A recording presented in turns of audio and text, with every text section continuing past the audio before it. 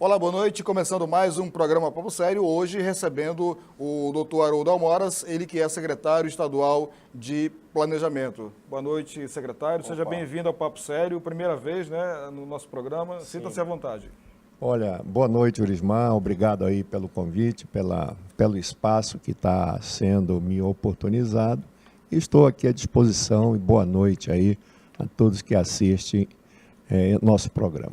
Bom, 10 dias à frente cerca de 10 dias à frente da pasta de planejamento, mas o senhor já exerceu essa função em outras gestões anteriores, né? Inclusive pela Secretaria de Fazenda também. Então, é tranquilo para o senhor, né? O senhor já tomou a par da situação do Estado, da pasta? Como é que está a situação? Bom, a situação é exatamente essa que você acabou de se referenciar. Eu estou tomando pé, como se diz, da situação, e esse tomar pé significa ter uma fotografia do encaminhamento e das ações que a Secretaria é responsável, e nesse sentido, a Secretaria de Planejamento é responsável pela gestão do orçamento do Estado, pela gestão de alguns projetos importantes, como do zoneamento econômico-ecológico, que é uma ferramenta maravilhosa de planejamento territorial. Então, a CEPLAN é a que coordena as ações de planejamento territorial, mas a gente precisa ter toda uma base técnica para isso. Significa, por exemplo, ter um centro de geotecnologia, de cartografia, que é responsável fazer toda a parte de cartografia como ferramenta técnica do planejamento territorial. Além disso, nós temos um convênio de regularização fundiária, e isso de respeito a um dos mais importantes vetores de desenvolvimento de qualquer sociedade, porque de respeito à gestão, auxiliar na gestão, no caso específico, por causa de um convênio, a questão do georreferenciamento dos lotes, auxiliando, portanto, o Iteraima, que é o responsável pela gestão fundiária do Estado. Então, a gente dá esse apoio ao Iteraima na parte de georreferenciamento.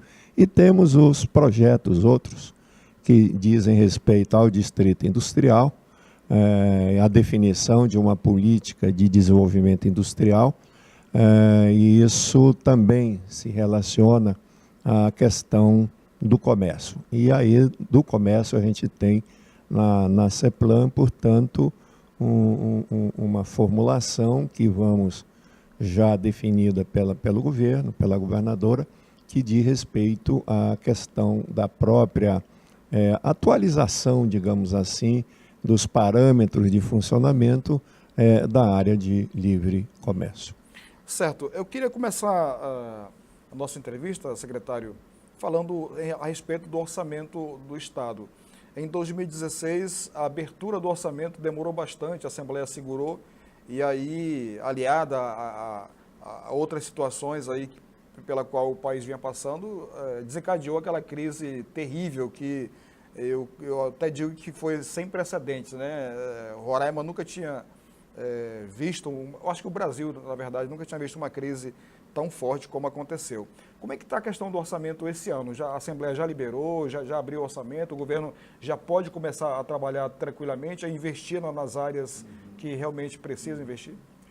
De fato, o Brasil mergulhou numa crise fiscal que, você tem razão, não tem precedente, na medida em que a última crise fiscal do Brasil, seríssima, foi a crise dos anos 80, que culminou na era Collor, e que foi o plano de estabilidade depois do Fernando Henrique, que resultou finalmente num plano, numa ferramenta que conseguiu estabilizar o problema da inflação, que foi o plano real. Mas antes disso a gente teve o plano verão, o plano cruzado, o plano Collor, quer dizer, foi uma crise também profunda. Depois o Brasil estabilizou com o Fernando Henrique, manteve-se relativamente estabilizado com o governo Lula, principalmente no primeiro e em parte do segundo, e depois nós tivemos o aprofundamento da crise, principalmente já no segundo governo Dilma. Então, é uma crise que tem raízes profundas, não é apenas a questão em si da gestão de receitas e despesas do Estado nacional, no caso Estado Federal, mas ela tem raízes no próprio modelo de crescimento do país. De forma que Roraima, como é um Estado jovem, e nós dependemos bastante das transferências de recursos federais. Em média, para cada R$1 que nós arrecadamos diretamente através do ICM, do IPVA e de outros impostos e taxas, nós recebemos historicamente, em média, R$3, ou seja, de cada R$4 da nossa receita pública estadual, nós recebemos, em média, R$3 de transferência, que decorre da própria lei. Todos os estados da região norte recebem, por exemplo, o FPE, o Fundo de Participação dos Municípios, e recebe também o Fundeb, por exemplo. Além disso, das receitas constitucionais, nós temos as receitas legais, como, por exemplo, o SUS, e as receitas que vêm através de convênio, que são as transferências voluntárias e que têm um peso também bastante expressivo. De outro lado, nós temos um aumento de despesa que disparou, principalmente as despesas de pessoal, e aí nós temos os limites a serem observados, não por vontade do governo, não por vontade da governadora ou do secretário, né? Mas é a própria lei que se impõe, que é a Lei de Responsabilidade Fiscal, a Lei 101 de maio de 2000, de modo que ela estabelece limites, o limite é de 60% no total da receita corrente líquida, e para o executivo é de 49%. Mas, como há aí um certo pequeno imbróglio, nós temos aí uma redução desse limite de 49% para 47,5%. De modo que é com base nesses parâmetros que a gestão do orçamento, no que diz respeito à despesa de pessoal, ela precisa ser, porque, caso contrário, isso pode vir a configurar, pode não, configura crime de responsabilidade fiscal, e aí o gestor que não obedecer o limite fica sujeito aí às penalidades da lei. Bom, nós estamos conversando hoje com o doutor Haroldo Amoras, ele que é secretário estadual de Planejamento. Vamos para um breve intervalo e voltamos em seguida para continuar a nossa entrevista. Não saia daí, é um minuto só.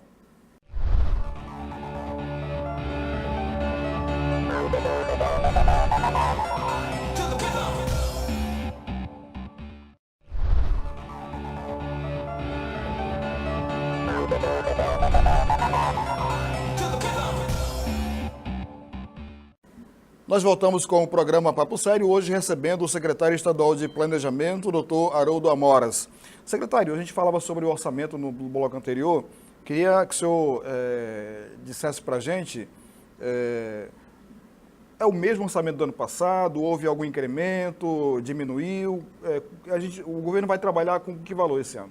Bom, esse ano o orçamento do Estado está na ordem de 3 bilhões e 500 milhões de reais, corresponde ao incremento do aumento do PIB, que é um aumento pífio de 1%, e com a taxa prevista de inflação em torno de 4,5%. Então, com base nesses parâmetros, a receita foi projetada, a despesa foi ajustada para esses parâmetros, em torno aí de 5,5%, E já está, é um orçamento, como eu disse, de 3,5 bilhões, já está aberto, ou seja, já está todo ele implantado no nosso sistema e a operacionalização já vai começar essa semana, de modo que nesse ano não ocorreram os mesmos, digamos, percalços do que aconteceu no ano passado. Ou seja, todos nós aprendemos a encaminhar, a relação com a Assembleia melhorou bastante, está um clima de trabalho civilizado, bem e bem cartas na mesa. Então, de modo que a execução do orçamento ela pode iniciar sem dificuldade. No que diz respeito à destinação dos valores, nós temos aí uma destinação da ordem de 260 e poucos milhões para o Poder Legislativo, que compreende, no caso, a Assembleia Legislativa e o Tribunal de Contas do Estado. Além disso, tem as destinações para o Ministério Público Estadual, algo em torno de 80 milhões, a destinação de recursos também para o Tribunal de Justiça, algo em torno de 200 milhões, e tem também o Ministério Público de Conta, a Defensoria, enfim, todos os órgãos e entidades e poderes contemplados. E para o orçamento do Executivo, aí nós temos um orçamento da ordem de 2 bilhões e 600 e poucos milhões, e que vão aí, no caso, obedecer aqueles critérios que a Constituição e as leis impõem, qual sejam 25% desse recurso irão para educação, pelo menos 25%. Temos a destinação originalmente prevista pela Constituição Estadual, que estabelece, e a Federal, aliás, a Federal, que estabelece um mínimo, no caso do Estado, de 12%, no caso do município é 15%. Houve uma emenda constitucional aí alterando esse mínimo para 18%, mas não está ainda alocado em termos de recursos, e é uma questão que nós iremos precisar equacionar adequadamente. E, enfim, é um orçamento, portanto, que contempla as despesas, principalmente as despesas de pessoal. Agora, um dado que preocupa é que a destinação de recursos para investimentos, e aí a gente está falando das ações relativas a obras, infraestrutura, estradas, construção, pontes, estrada, rodovias, enfim, é um orçamento que não atende as nossas necessidades, porque... Era isso que eu ia perguntar do senhor. Houve muita modificação do texto original que foi enviado por Executivo lá na Assembleia, e esse é um dos casos? Esse não é um dos casos, porque isso é estrutural mesmo, quer dizer, quando se destina os recursos para a educação, o mínimo de 25%, o Poder Legislativo não tem poder, não tem competência, por exemplo, para alterar recursos, tirando de educação para a saúde. Né? Pode tirar recursos de infraestrutura, pode, para alocar na saúde ou em qualquer outro setor. A Assembleia tem plena liberdade e plenos poderes para fazer esse tipo de emenda. Não é? Mas não é o caso. Eu digo que estruturalmente, por exemplo, o nosso orçamento destina aí 4,5%, 5,5% apenas de recursos para atender e cobrir essas necessidades de financiamento de obras de infraestrutura.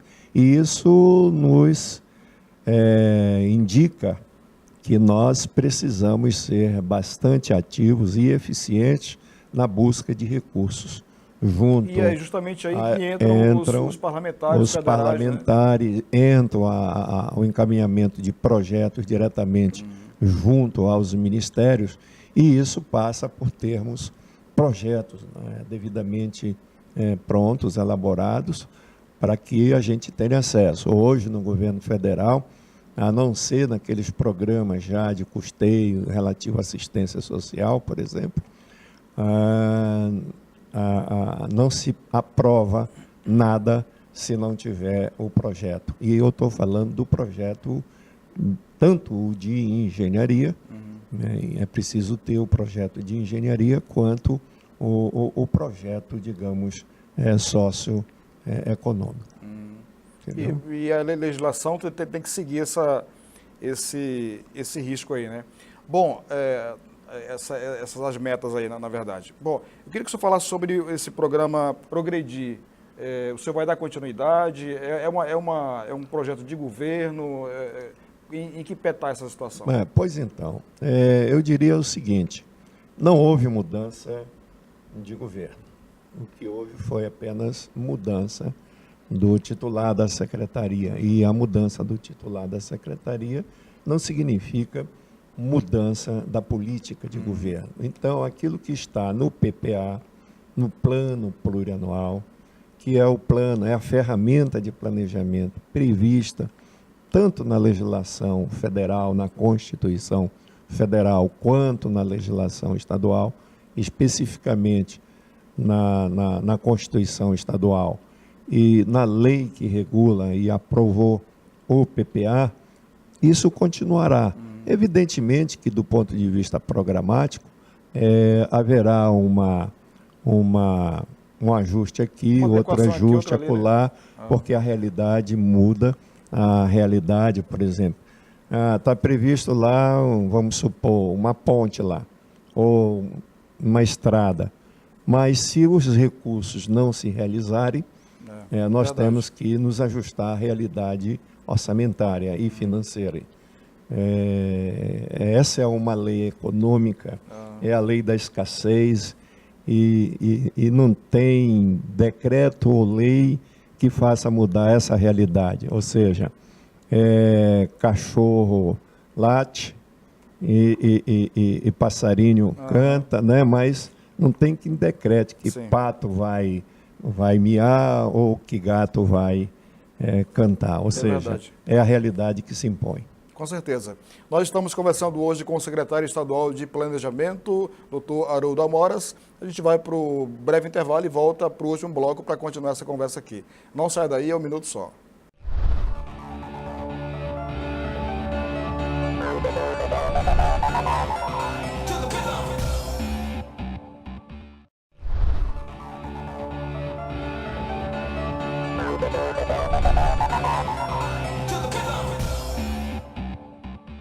Nós voltamos com o programa Papo Sério, hoje recebendo o doutor Haroldo Amoras, ele que é secretário estadual de Planejamento.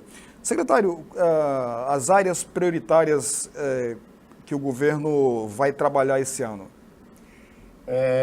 Bom, as áreas prioritárias, do ponto de vista global, eu acho que está assim, a realidade está demonstrando, e é uma decisão governamental, é a questão da segurança. Não há dúvida que essa questão do sistema prisional é um problema que se impõe à resolução, mas o secretário da pasta, ele já atuou de forma bastante eficiente, de modo que já existe uma captação de recursos, são 40 e poucos milhões de reais, que vai dar início à construção aí de uma nova unidade, né? Mas aí o secretário da pasta fala sobre isso. Enfim, já há uma luz muito clara no fundo do túnel, uma solução que já está encaminhada e que vai se realizar nas medidas de curto e de médio prazo, não é? Então, não há dúvida também que a questão da saúde é uma outra prioridade incontornável. Especialmente com o aumento da demanda, com a vinda dos venezuelanos para cá, né? Exatamente. Então, essa pressão e a própria questão da distribuição da renda, onde essa renda concentrada tem um desdobramento que não aparece no dia a dia, que é o aumento de pessoas carentes que depende do sistema público, e essa demanda aumenta a cada ano pelo aumento da própria população, não é? E pelo aumento das dificuldades. Então, por exemplo, a questão de acidentes de trânsito, isso é uma barbaridade, é uma verdadeira guerra civil, e quem está se matando nesse trânsito são os jovens. Então, a questão da saúde, portanto, tem relação com a questão de segurança, nesse sentido, na segurança no trânsito, e tem um setor da educação, que são eixos estruturantes de qualquer sociedade que queira ser realmente moderna, progressista, civilizada. E no plano econômico, aí sim, nós temos, na dimensão econômica, tem a proposta do Progredir, que entra com a perspectiva e um conjunto de diretrizes para estimular o crescimento econômico, a produção, com prioridade para o desenvolvimento da economia rural, mais especificamente do agronegócio. Eu agregaria aí e enfatizaria a produção de comida doméstica, ou seja, a produção da agricultura familiar, que é em todo o Brasil responsável pela maior parte da produção de alimentos, ou seja, de comida que vai para a mesa das pessoas. Então, é um segmento da agricultura que não pode ser de modo nenhum desconsiderado, tem que receber devida atenção e o devido tratamento, né? Mas, além disso, nós entendemos que o desenvolvimento do agronegócio é uma prioridade, mas nós temos que cuidar também do desenvolvimento da nossa indústria e do nosso comércio.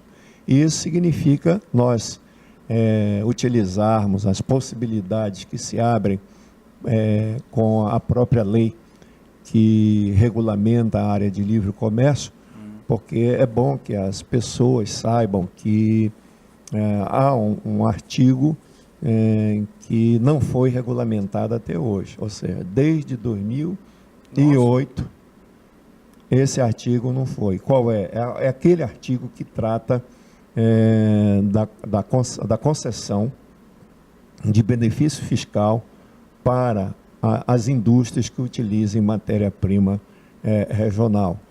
Só que quem paga a IPI, muito IPI, são algumas atividades econômicas que são consideradas não essenciais do ponto de vista do governo federal, que é, por exemplo, as bebidas alcoólicas, os perfumes de um modo geral, o cigarro e outros componentes. Produtos industrializados, né? Produtos industrializados e que pagam alta taxa do IPI.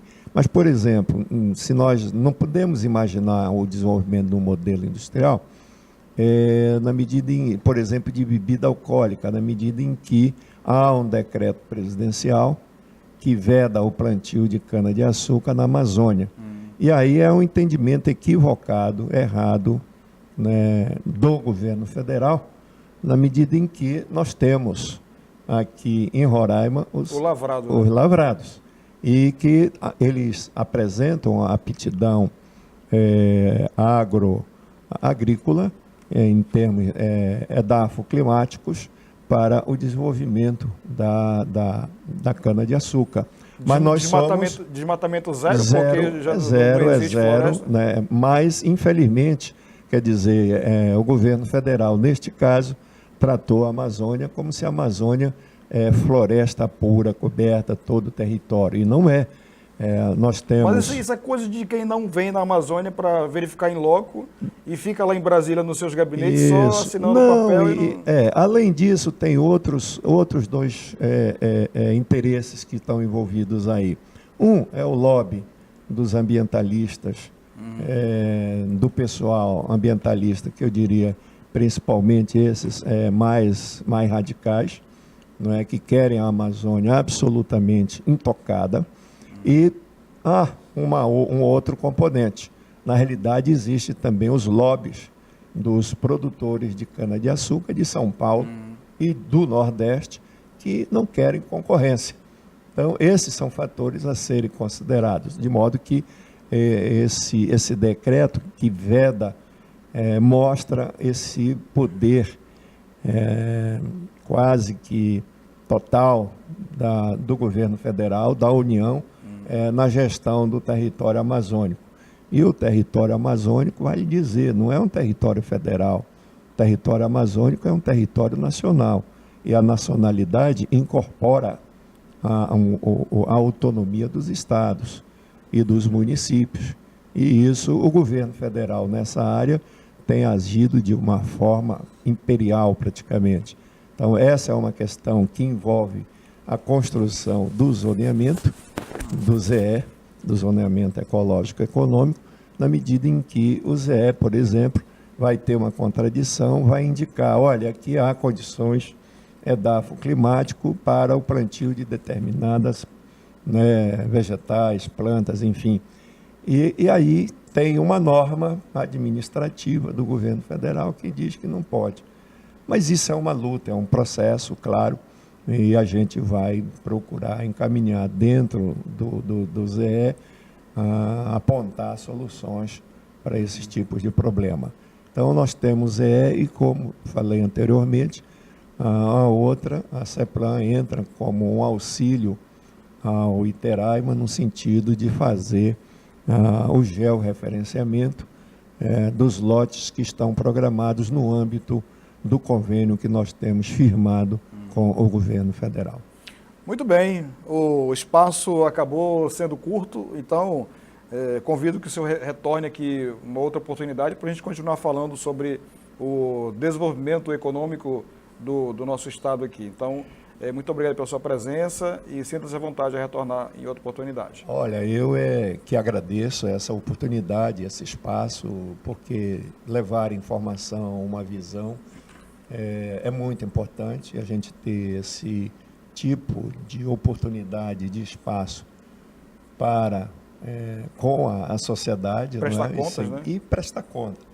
E eu agradeço a oportunidade e me coloco à inteira disposição. Obrigado. Muito obrigado. Nós conversamos hoje com o doutor Haroldo Amoras, ele que é secretário estadual do Planejamento. Nós queremos agradecer a sua audiência e convidar para que nos assista no próximo programa. Até lá e boa noite.